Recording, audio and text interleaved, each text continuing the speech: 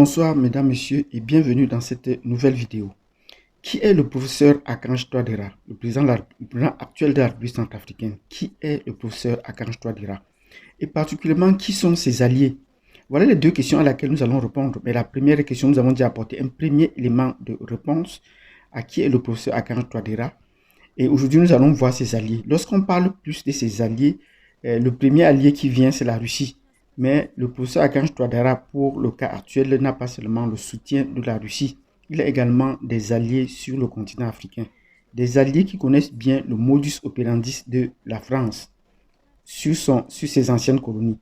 Donc aujourd'hui, nous allons voir donc ses alliés et nous donne rendez-vous dans un instant.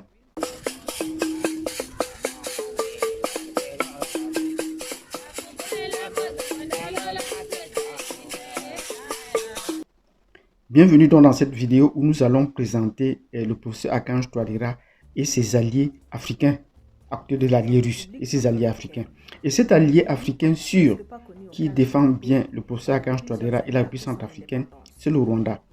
Souvenez-vous bien que le Rwanda a eu des secousses diplomatiques et politiques avec la France depuis l'affaire du génocide, et il y a eu des ruptures diplomatiques à plusieurs reprises.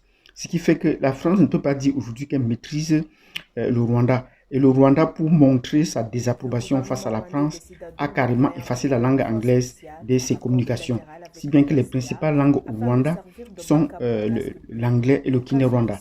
Et la troisième langue qui pourrait s'appeler le Swahili, mais le français carrément hors jeu. Donc, de ce point de vue, le Rwanda connaît bien le modus operandi de la France. Mais dans ses interventions, elle participe au niveau international à la force des Nations Unies. Et pour le cas de la République centrafricaine, le Rwanda est bien présent.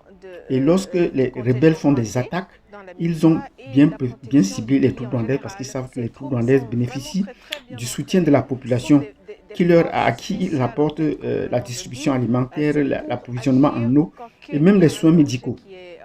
Ce que les autres troupes ne font pas, ce qui fait qu'elle a un bon quota, un bon aura auprès de la population centrafricaine.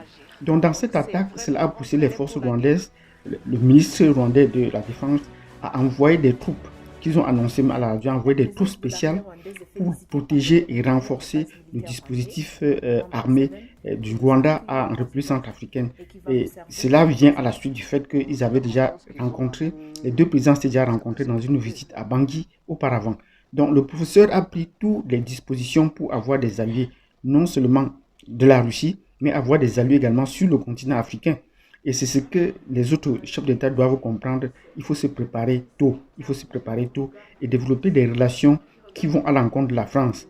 Et nous allons voir dans les prochaines vidéos pourquoi le foot ne peut pas quitter le Mali. Donc, merci de m'avoir suivi jusqu'à présent. Je vous souhaite une excellente journée. Si vous avez aimé cette vidéo, vous mettez des pouces positifs. Je vous dans vos commentaires. Est-ce que le Rwanda peut vraiment se fier au Rwanda?